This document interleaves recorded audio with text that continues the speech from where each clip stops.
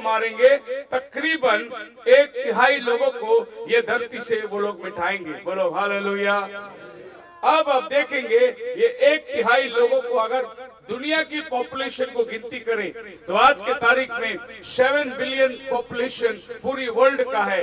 इसका 1/3 अगर आप निकालेंगे तो इंडिया और चाइना का आबादी मिलकर पृथ्वी की 1/3 में बनती है, क्योंकि ये दो देश में दुनिया में सबसे ज्यादा आबादी है, इंडिया और चाइना। आप मेरे साथ हैं? हालेलुया, बोलो हालेलुया। अगर हमारे माँ बाप चाइनीज होते, आदन के वाटिका में रहने के लिए उनको मौका मिलता, तो आप और हम पाप में गिरते नहीं थे। क्यों? जब सांप हवा के पास बात करने आए, पहले वो सांप को खा जाते थे, सो पाप होता ही नहीं था। तो चाइनीज वो है जो कीड़े मकोड़े बिल्ली कुत्ता सब खा जाते हैं। इसके लिए उनकी आबादी जो है और हिंदुस्तान की आबादी, ये दोनों को आबादी को मिलेंगे तो ये दुनिया की 1/3 आबादी बनती है।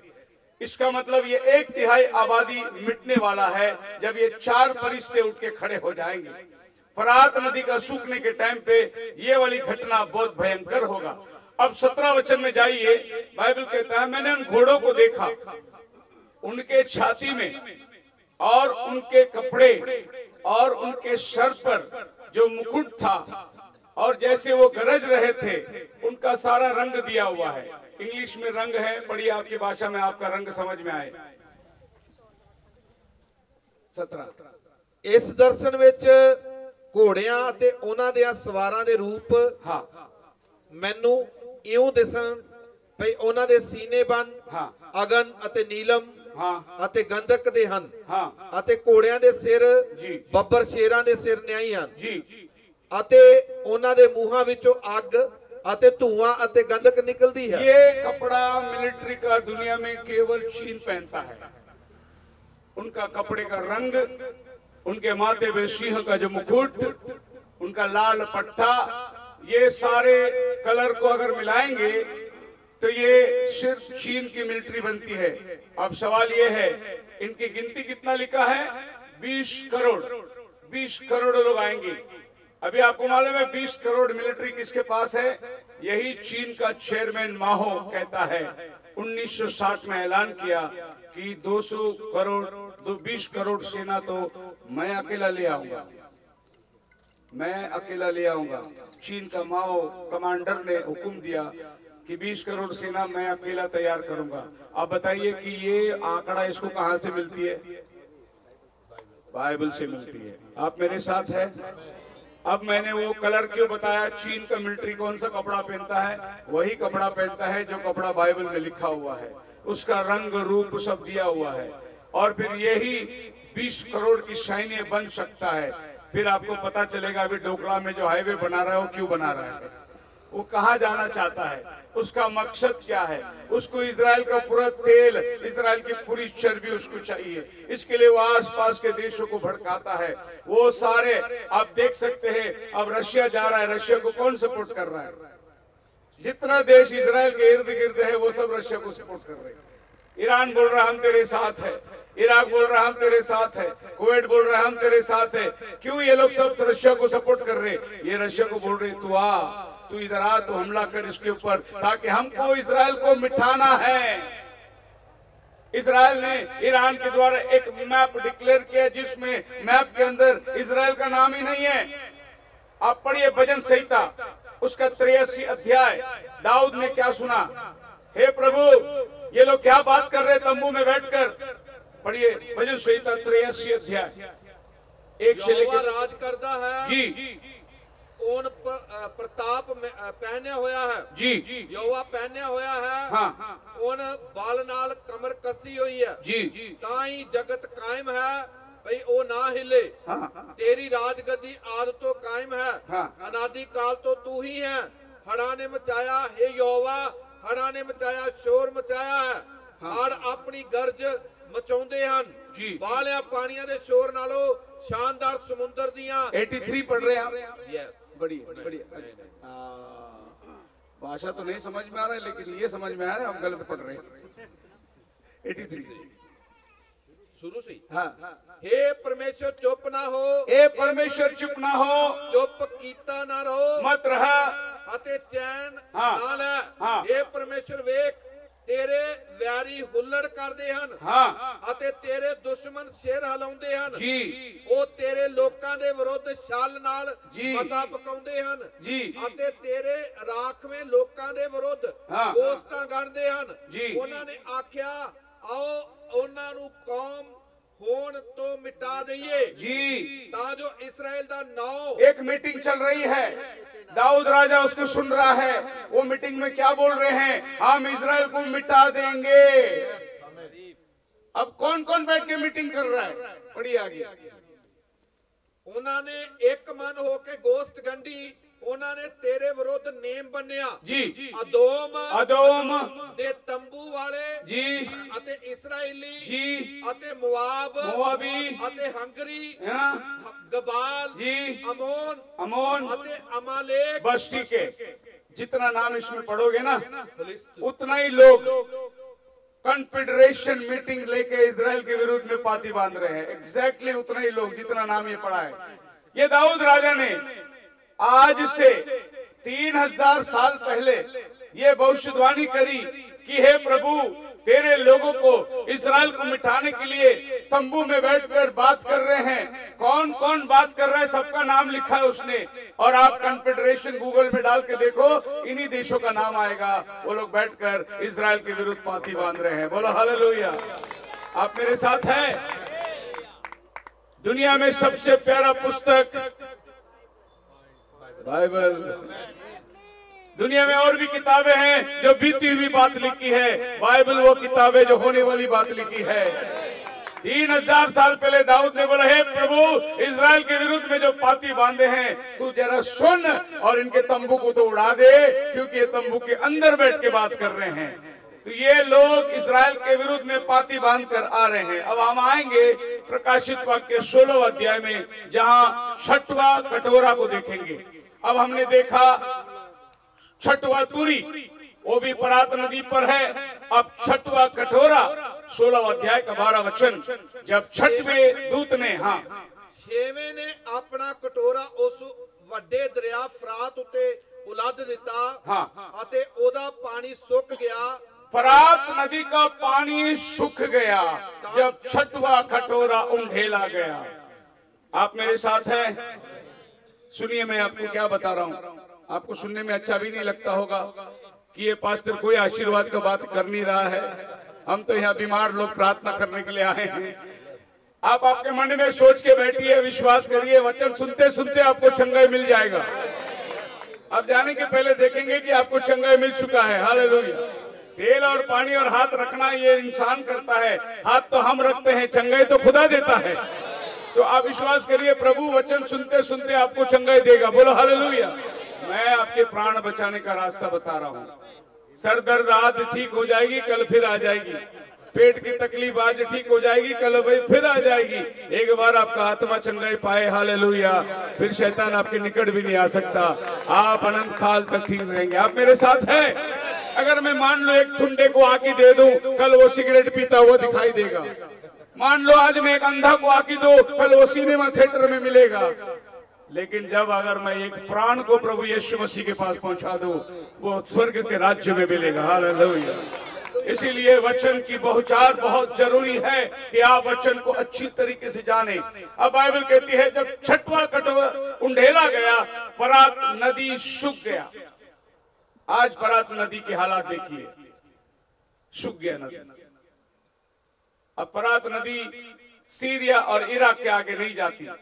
ये नदी इस तरीके से बंजर पड़ गई है। 6000 साल में ये नदी कभी नहीं सूखी। ये एदन के वाटिका से निकलकर पूरी दुनिया को सींचती है, और आज की तारीख में यह नदी सूख गई। साइंस परेशान है कि बाइबल में लिखी हुई बात, जो फरात नदी सूखेगी 6वां कटोरा उंडेला जाने पर, क्या वो घटना हुई? क्या साइंस परेशान है कि ये फरात नदी सूखी कैसे? परमेश्वर का वचन पूर्ण कैसा होता है? तुर्की ने 2014 में अतातुर्क डैम बनाई। ये डैम बनाने के बाद उन्होंने फरात नदी के पानी को रोक दिया। इसके आगे फरात नदी के पानी को वो जाने नहीं देता। अब उसने बांध बना दी, और ये बहुत पुरानी बात नहीं है, ये 1970 में डैम का काम शुरू हुआ और 2014 में डैम बनकर तैयार हो गई, पानी को रोक दिया गया। हम कहाँ बैठे हैं? 2022 में बैठे हैं। तो अंदाज लगाइए कि ये वचन कब पूर्ण हो रही है, जब परात नदी सूखती है।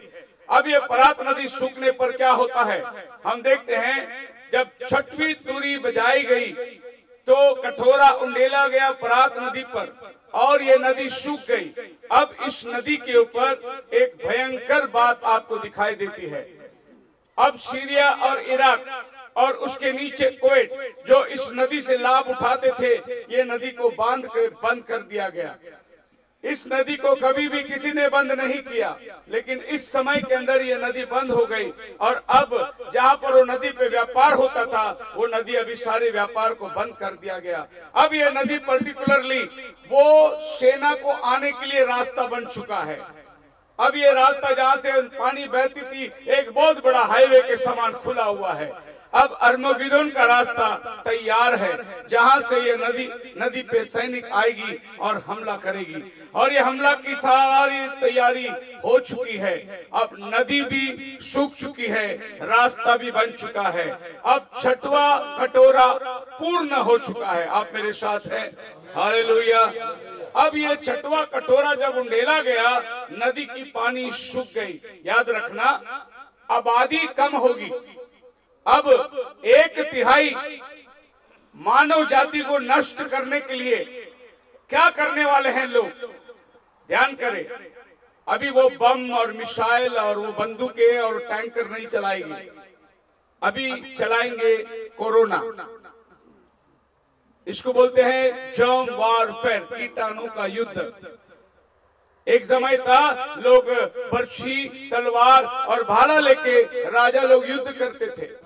उसके बाद में उन्होंने तोप बनाई और मिसाइलें बनाई। अब एयरपोर्ट से रॉकेट और फिर ना जाने क्या क्या नए नए हथियार है।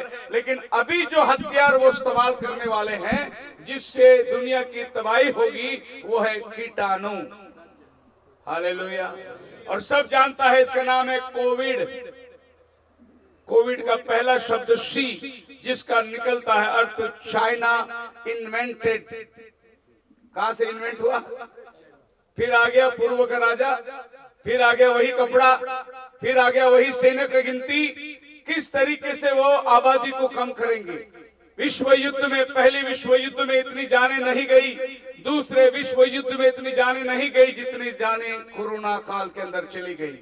हिसाब ही नहीं, गिनती नहीं, इतने लोगों को मौत का घाट उतारा गया है। इसी तरीके से 1/3 दुनिया की बर्बादी बहुत आसानी से आने वाली है, और ये समझ में भी नहीं आएगा कि ये किस तरीके से काम किया जा रहा है। आप अगर देखेंगे, बिल गेट्स और दुनिया के वर्ल्ड हेल्थ ऑर्गेनाइजेशन इस बात को सैंक्शन दे रहा है, पॉपुलेशन कैसा कम करना है, आबादी कैसा कम करना है, ये षड्यंत्र कैसे चल रहा है। अब आप सुनिए, आबादी क्यों कम करना है। ये छठवा तुरी जब बजेगी तो क्या होगी? आबादी, बाइबल कहती है, मैं नहीं कहता, आबादी कम होगी। अब परेशान है दुनिया की आबादी किस तरीके से निकल कर चली जा रही है। आपको मालूम होगा, देश में ऐसी हालात थी, अगर 60 साल का कोई बुजुर्ग को हॉस्पिटल में भर्ती कर दिया गया, उसको एक कोने में डाल देते थे, इलाज नहीं करते थे, बोलते थे इसका जी के भी क्या फायदा है, इसको मरने दो। कोई जवान हो तो उसकी इलाज करते थे। इसी तरह कितने बुजुर्ग लोग वैसे ही चले गए। मतलब आबादी कम करो, काम के लोगों को रखो, बाकी के लोगों को निकाल डालो। ये दुनिया में एक ऐसा संस्था है जिसका नाम है इल्यूमिनेटी, जिस संस्था के अंदर दुनिया के महान महान पुरुष लोग, प्रेसिडेंट लोग उसके मेंबर है, और उनका मोटिव यही है किस तरीके से आबादी निकल आए। आपको मालूम है, चांद में जाकर पानी ढूंढ रहे हैं। क्यों चांद में पानी ढूंढ रहे हैं? ये इल्यूमिनेटी सोचती है कि इस पृथ्वी को मिसाइल से जलाकर थोड़े दिन जाके चांद में रहेंगे, और फिर ये तब अंगड़ी ठंडा होने के बाद वापस आएंगे, और ये पृथ्वी में हम खाली साइंटिस्ट लोग रहेंगे। ऐसी एक योजना बन रही है। आपको और हमको ये धरती पे चूहे समझे जा रहे हैं। ऐसे लोगों का जी के क्या फायदा, इनको मिटा दो। समझदार लोग को ये धरती पे लेके आए, इसके लिए वो ऊपर पानी ढूंढ रहे हैं, कहीं भी पानी मिल नहीं रही है उनको। अंटार्कटिका के अंदर एक बहुत बड़ा रेफ्रिजरेटर बनाकर उन्होंने सारी जाति के बीज जमा करके रखे बर्फ के अंदर, जहां 200 साल बर्फ पिघलेगा नहीं। क्यों जमा करके रखे हैं? उनको मालूम है ये पृथ्वी जब जलाई जाएगी, उसके बाद में जब हम ये धरती में आएंगे तो यही बीज लेकर फिर पौधा लगा के हम लोग अनाज बना के खाएंगे। आपको मालूम है डूम्सडे घड़ियाल बन चुकी है 1947 से, और ये घड़ियाल हर बार समय को बताते रहती थी। आज से 45 साल के पहले 15 मिनट दुनिया खत्म होने को बता रही थी, और हर साल ये लोग जमा होकर इकट्ठे होकर बताते अब दुनिया की खात्मा इतना टाइम बाकी है, अब दुनिया की खात्मा के लिए इतना टाइम बाकी है। अब इस कोरोना काल में ये साल में उन्होंने घड़ियाल को कितना बनाया मालूम है? 100 सेकेंड। कितना? सिर्फ 100 सेकेंड। बोला कि दुनिया को खत्म होने के लिए सिर्फ 100 सेकंड बाकी है। अगर साइंस को मालूम है दुनिया खत्म होने वाली है, विज्ञान को जान गई दुनिया खत्म होने वाली है, ऐ विश्वासी तू क्या सोच रहा है? कितने बरस तू बैठने वाला है धरती पर? तू क्या अमानत और संपत्ति को इकट्ठा कर रहा है? जब दुनिया को आपत का संदेशा पहुंच गया है, वो सारी तैयारी कर रही है, हम क्या कर रहे हैं मैं जानता हूं। दुनिया को नहीं मालूम, लेकिन दुल्हन को मालूम है, वो अपनी तैयारी कर रही है, क्योंकि खुदावन यीशु आने वाला है उसको ले जाने के लिए। हालेलुया। आज इस जगह पर अल बस्का आर्मी यूके ऑक्यूपेशन तकरीबन अभी 1,40,000 मिलिट्री फरात नदी पर 24 घंटा तैनात बैठी हुई है। 1.5 लाख मिलिट्री यूएन ने वहां पर सैंक्शन करके बंदूक लेके तैनात बैठे हुए हैं। बताइए फरात नदी में ये क्या कर रहे हैं मिलिट्री बैठ के? क्योंकि वचन में मालूम है लड़ाई यहीं से शुरू होने वाली है, इसीलिए ये लोग पहले ही मिलिट्री को लेकर तैनात रख के बैठे हैं। आप मेरे साथ हैं? हालेलुया। तो Chinese Pakistan armament provided purposes link upcoming into the war. 200 million soldiers are involved and 1/3 of the population will die. अब ये फरात नदी एक बाजू से सूख के चली गई, और जिस तरफ में पानी को रोका है उधर मिलिट्री को तैनात रखे हैं, क्योंकि उनको मालूम है तीसरा विश्व युद्ध यहीं से शुरू होने वाली है। तो आपको यकीन होगा फरात नदी 6वीं तुरी में आती है, फरात नदी 6वें कटोरे में आती है, और ये दोनों 6 एक जगह उंडेला जाना वाला है। उसके पहले आप मत बोलना हमें मालूम नहीं था, पर तैयार हो जाओ। खुदावन आपको आशीष दे, बरकत दे। इस संदेश के द्वारा आपका विश्वास एक कदम आगे बढ़ जाए। इस संदेश के द्वारा आपको चेतावनी प्राप्त हो कि अगर हम 6वीं तुरी तक आ गए हैं तो अब तो एक ही तुरी बजना बाकी है, जहां पर ऐलान होगा अब ये संसार परमेश्वर का हो गया है। इतना आखिरी समय में जब 6वां कटोरा उंडेला जाएगा। आज जगत में प्रकाशन के बारे में प्रचार कर रहे हैं, जिनको प्रकाशन नहीं है वो प्रकाशित वाक्य प्रचार कर रहे हैं। कहते हैं वो संकट काल के टाइम 7 घोड़ा आने वाला है, 4 घोड़ा आने वाला है, वो संकट काल के टाइम कटोरा उंडेला जाने वाला है। मैं कहता हूं ये घटनाएं शुरू होती होती आई है। आज कल सुबह में प्रचार किया 3 हाय के बारे में। 3 हाय हाय हाय। क्या हाय है? 3 पहला world war, second world war, third world war, इसी को बाइबल बोलता है 3 हाय होने वाला है। अब 2 तो हो चुका है, तीसरे के पास हम बैठे हुए हैं। एक खतरनाक हालात और परिस्थिति में हम गुजरते जा रहे हैं। आप मेरे साथ है?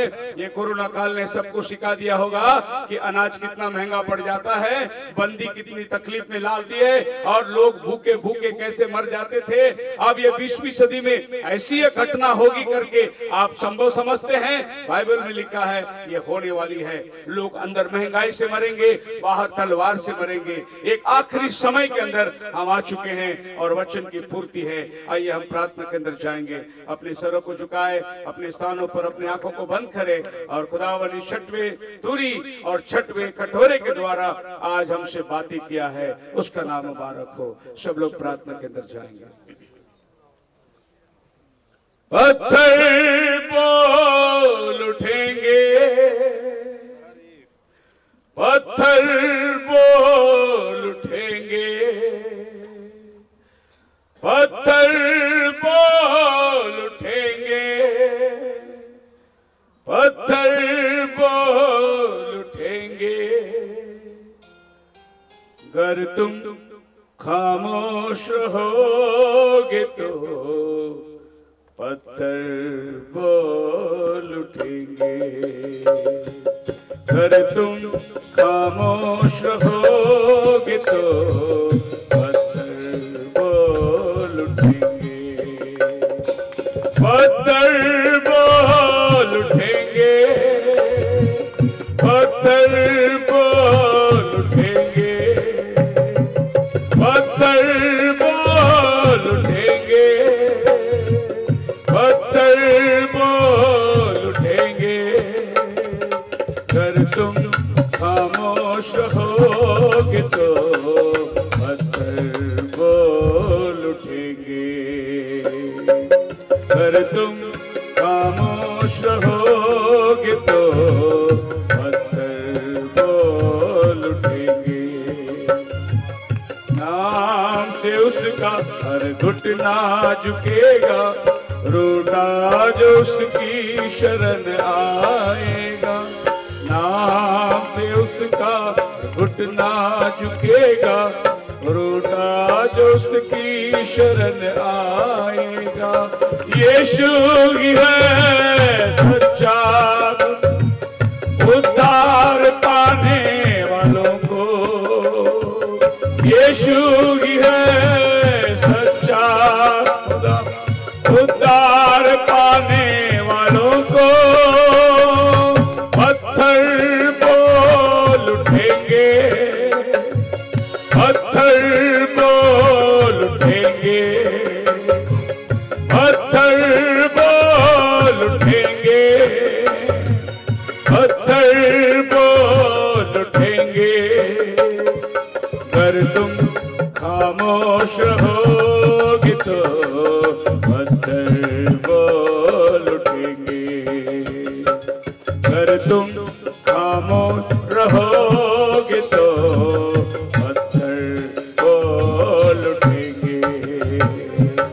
आत्मा को अपनी ढेल दूंगा, मानव जाति पर मैं सारी। बेटे बेटियां नबूवत करेंगे, देखेंगे ये दुनिया सारी। ख्वाब देखेंगे बूढ़े और जवान दर्शन पाएंगे, ख्वाब देखेंगे बूढ़े और जवान दर्शन पाएंगे। पत्थर बोल उठेंगे, पत्थर बोल उठेंगे, पत्थर बोल उठेंगे, पत्थर बोल उठेंगे। अगर तुम खामोश रहोगे तो पत्थर बोल उठेंगे, अगर तुम खामोश रहोगे तो पत्थर बोल उठेंगे। मेरे शिव था आज के संदेश को तू बहुत आज से लोगों के दिल में उतरने दे और उनके जीवन में तैयारी आने दे। इस कन्वेंशन के प्रबंधक से लेकर हर व्यक्ति के लिए मैं प्रार्थना करता हूं, जिन्होंने आज ये प्लेटफॉर्म बनाया कि लोगों तक सच्चाई पहुंचे। यीशु मसीह के नाम में मांगते, सुन और कबूल कर, आमीन।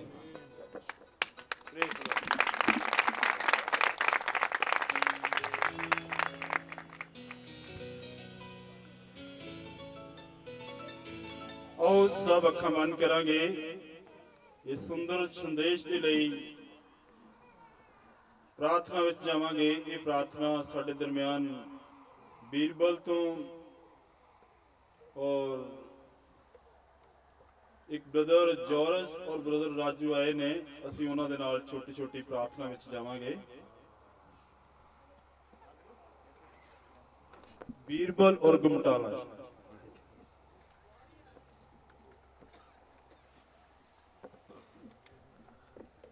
और सब असीं प्रार्थना करांगे। जमीन समान दे मालक प्यारे प्रभु यीशु मसीह, तेरा बहुत बहुत धन्यवाद करते हैं प्रभु यीशु मसीह अज दे समय दे लई खुदा, जो तू अपने सेवकां नूं अपने लोकां नूं इस जगह ते इकट्ठे होण दे लई समा दिता है। प्रभु यीशु मसीह ਅੱਜ ਦੇ ਸੰਦੇਸ਼ ਦੇ ਲਈ ਤੇਰੇ ਧੰਨਵਾਦੀ ਹਾਂ ਯਿਸੂ ਮਸੀਹ, ਜੋ ਤੂੰ ਆਪਣੇ ਸੇਵਕ ਦੇ ਦੁਆਰਾ ਆਪਣੇ ਲੋਕਾਂ ਨੂੰ ਸਿਖਾਇਆ ਹੈ। ਤੇਰਾ ਧੰਨਵਾਦ ਕਰਦੇ ਹਾਂ। ਤੇਰੇ ਲੋਕ ਅੱਜ ਦੇ ਸੰਦੇਸ਼ ਨੂੰ ਆਪਣੇ ਹਿਰਦੇ ਵਿੱਚ ਲੈ ਕੇ ਜਾਣ। ਵੱਡੀ ਕਿਰਪਾ ਕਰ ਇਸ ਸਭਾ ਦੇ ਸਾਰੇ ਇੰਤਜ਼ਾਮ ਪ੍ਰਬੰਧ ਦੇ ਲਈ। ਤੇਰੇ ਧੰਨਵਾਦੀ ਪ੍ਰਭੂ ਯਿਸੂ ਮਸੀਹ ਆਪਣੇ ਲੋਕਾਂ ਨੂੰ ਵੱਡੀ ਆਸ਼ੀਸ਼ ਤੇ ਬਰਕਤ ਦੇ। ਦੁਆ ਯਿਸੂ ਮਸੀਹ ਦੇ ਨਾਮ ਚ ਮੰਗਦੇ ਹਾਂ, ਆਮੀਨ। ਅੱਖਾਂ ਬੰਦ ਹੀ ਰੱਖਾਂਗੇ, ਦੂਸਰੀ ਪ੍ਰਾਰਥਨਾ ਕਰਾਂਗੇ। ਆਓ ਜਦੋਂ ਅਸੀਂ ਆਪਣੇ ਸਿਰਾਂ ਨੂੰ ਝੁਕਾਏ, ਅੱਖਾਂ ਨੂੰ ਬੰਦ ਕੀਤਾ ਹੋਇਆ ਹੈ, ਦੁਆਈਆ ਹਾਲਤ ਵਿੱਚ ਬਣੇ ਰਹਾਂਗੇ। ਪਿਆਰੇ ਪ੍ਰਭੂ ਪਰਮ ਪਿਤਾ, ਦਿਆਲੂ ਪਿਤਾ, ਤੇਰਾ ਧੰਨਵਾਦ, ਤੇਰੀ ਵਡਿਆਈ। ਸਾਡੇ ਸੱਚੇ ਜਿਉਂਦੇ ਹਵਾ ਪਰਮੇਸ਼ਵਰ, ਤੂੰ ਅੱਜ ਕੱਲ ਯੁਗ ਯੁਗ ਇੱਕੋ ਜਿਹਾ ਰਹਿਣ ਵਾਲਾ ਪਰਮੇਸ਼ਵਰ ਹੈ।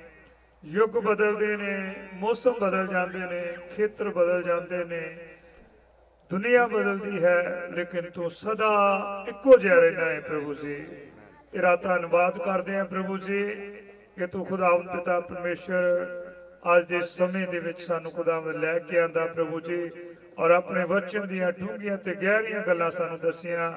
ਔਰ ਪਿਤਾ ਪਰਮੇਸ਼ਰ ਦੁਆ ਕਰਦੇ ਹਾਂ ਪ੍ਰਭੂ ਜੀ ਆਪਣੇ ਦਾਸ ਨੂੰ ਖੁਦਾਵੰਦ ਆਪਣੇ ਹੱਥ ਵਿੱਚ ਲੈ, ਹੋਰ ਵੀ ਵਚਨ ਦੇ ਡੂੰਘੇ ਤੇ ਗਹਿਰੇ ਭੇਦ ਦੇ ਪ੍ਰਭੂ ਜੀ। ਖੁਦਾਵੰਦ ਪਿਤਾ ਪਰਮੇਸ਼ਰ ਤੇਰੇ ਲੋਕਾਂ ਨੂੰ ਸਿਖਾ ਕੇ ਤੇਰੇ ਰਾਜ ਦੇ ਲਈ ਤਿਆਰ ਕਰ ਸਕੇ। ਔਰ ਪ੍ਰਾਰਥਨਾ ਕਰਦੇ ਪ੍ਰਭੂ ਜੀ ਸਾਡੇ ਪਾਸਟਰ ਭਾਈ ਜੋ ਇਸੇ ਨਗਰ ਤੋਂ ਜਿਨ੍ਹਾਂ ਨੇ ਸਾਰਾ ਇੰਤਜ਼ਾਮ ਕੀਤਾ ਹੈ, ਉਹਨਾਂ ਨੂੰ ਵੀ ਬਹੁਤ ਸਾਰੀ ਬਰਕਤ ਦੇ। ਆਏ ਅਜ਼ੀਜ਼ ਭੈਣ ਭਰਾਵਾਂ ਨੂੰ ਬਰਕਤ ਦੇ ਪ੍ਰਭੂ ਜੀ। ਖੁਦਾਵੰਦ ਦਇਆ ਕਰ, ਕਿਰਪਾ ਕਰ, ਜਿਸ ਤਰ੍ਹਾਂ ਬੀਤੇ ਸਮੇਂ 'ਚ ਤੂੰ ਸਾਡੀ ਮਦਦ ਕੀਤੀ ਆ, ਆਉਣ ਵਾਲੇ ਸਮੇਂ 'ਚ ਵੀ ਮਦਦ ਕਰ। ਦੁਆ ਪ੍ਰਾਰਥਨਾ ਖੁਦਾਵੰਦ ਯਿਸੂ ਮਸੀਹ ਤੇਰੇ ਨਾਮ ਵਿੱਚ ਮੰਗਦੇ ਹਾਂ, ਹਾਲੇਲੂਇਆ। ਸੋ ਸਮਾਂ ਬਹੁਤ ਹੋ ਚੁੱਕਿਆ ਹੈ, ਤੋ ਆਓ ਅਸੀਂ ਪ੍ਰਭੂ ਵਾਲੀ ਪ੍ਰਾਰਥਨਾ ਵਿੱਚ ਜਾਂਦੇ ਹਾਂ। ਸਭ ਅੱਖਾਂ ਬੰਦ ਕਰਾਂਗੇ